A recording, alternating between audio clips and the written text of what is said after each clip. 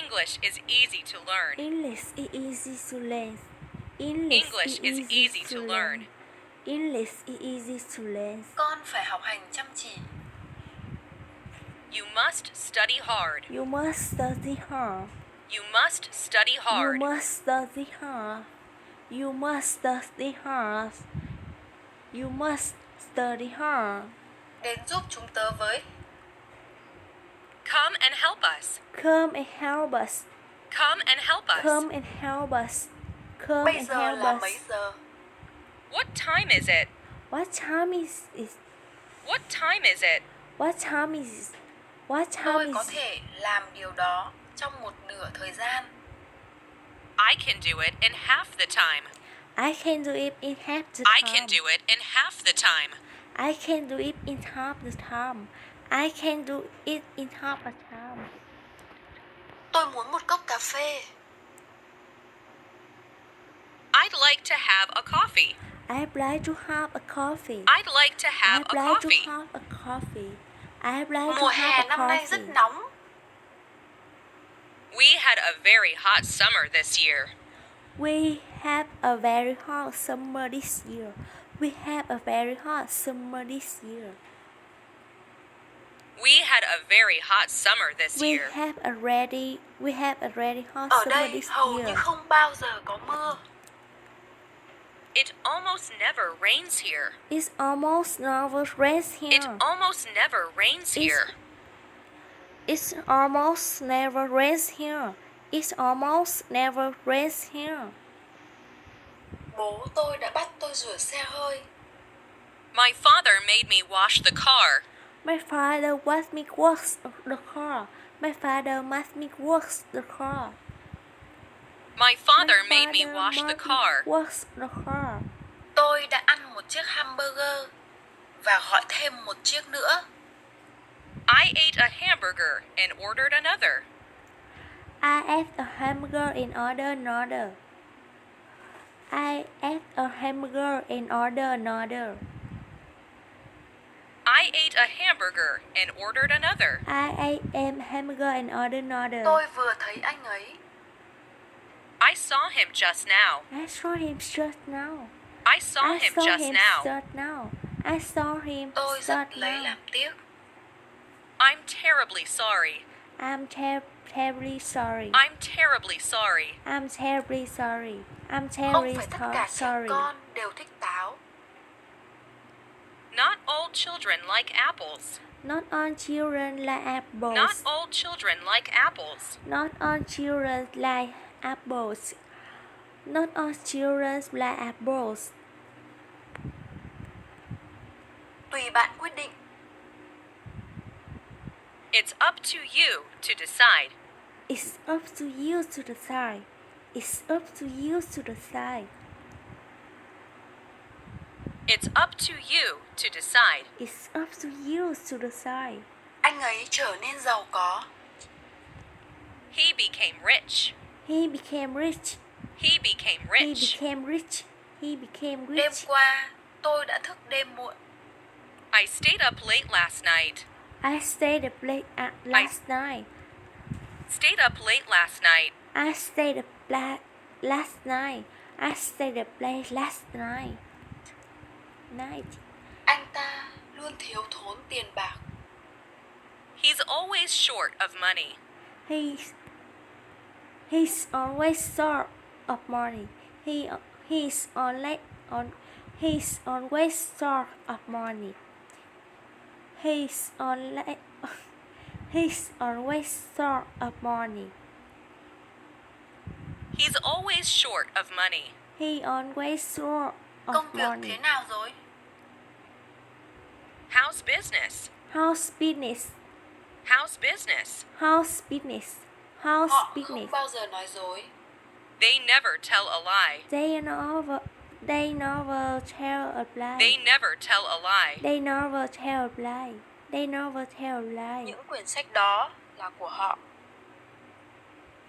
Those books are theirs. Those books are theirs. Those books are theirs. Those books are theirs. Those books are theirs. Chị đã từng đến Tokyo chưa? Have you ever been to Tokyo? Have you ever been to Tokyo?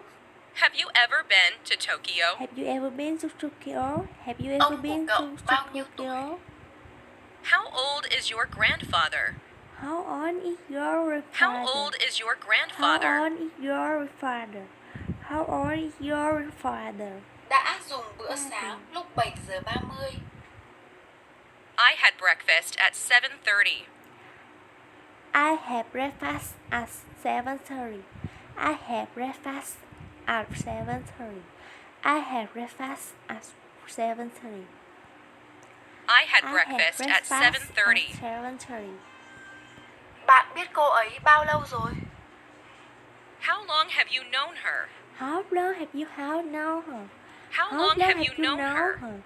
How long have you known her? Đây là một quyển sách. This is a book. This is a book. This is a This book. is a book.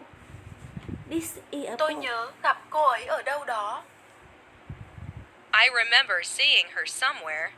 I remember seeing her somewhere. I remember I seeing remember her seeing somewhere. her somewhere. I remember seeing her somewhere. Cậu sẽ ở lại đây bao lâu? How long will you stay here? How long will you stay here? How long How will you long stay will you here? stay here? How long will you Anh ấy stay đã rất here? kiên nhẫn. He was patient. He was patient. He was patient. He was patient. Mọi sinh viên đều được đến thư viện. Every student has access to the library. Every student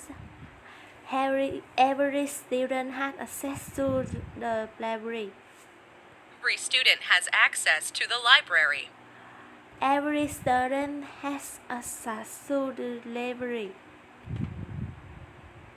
Every study has access to the library.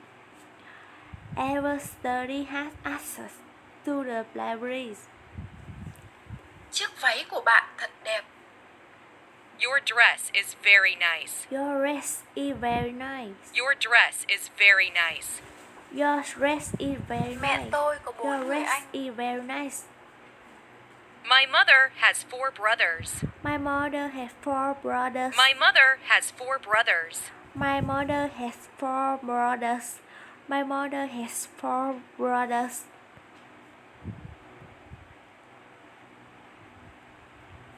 Bạn làm nghề gì? What do you do? What do you do? What do you What do? do you do? What Anh do ấy you bị do? trầm cảm. He is very depressed. He is very dressed. He is very dressed. He is very depressed. He is very Anh ấy dressed. đã gửi một tấm thiệp cho Mary. He sent a card to Mary. He sends a card to Mary. He sent a He card to sends a Mary. card to Mary. He sent a Không được card phép to nói Mary. chuyện trong thư viện. Talking in the library is not allowed. Checking in the library is not allowed. Not allowed. Checking the library is not allowed. Talking in the library is not Talking allowed. in the library is not allowed. Vào tháng 7, trời thường nóng. The weather is usually hot in July. The weather is usually hot in July. The weather is usually hot in July.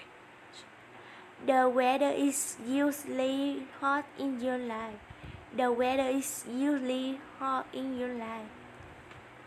Có ai ở đây biết nói tiếng Nhật không? Does someone here speak Japanese? Does someone here Does someone here speak Japanese? Does someone here speak Japanese? Does someone here speak Japanese? Người đàn ông cướp hết tiền của anh ấy. The man robbed him of all his money. The man robbed him of all his money. The man robbed him. The man robbed him of all his money. The man robbed him of all his money. His money. Chúng tôi ngồi đối mặt nhau. We sat down face to We face. sat down face to face. We sat We down sat face down to face to face. face. We sat Tôi có thể down mượn face chiếc ô của bạn không? to face. Can I borrow your umbrella? Can I borrow your umbrella? Can I borrow your umbrella? Can I borrow your umbrella? Can I borrow your umbrella? Giáo viên của chúng tôi nói được cả tiếng Pháp và tiếng Anh. Our teacher speaks French as well as English. Our teacher speaks French as well as English. Our teacher speaks French as well as English. Our teacher speaks French as well as English. With English. Cậu đã làm nó như thế nào đấy? How did you make it? How did you make it? How did you make it? How did you make it? Đừng dừng tại đây. Don't stop here. Don't stop here. Don't stop here. Don't stop here.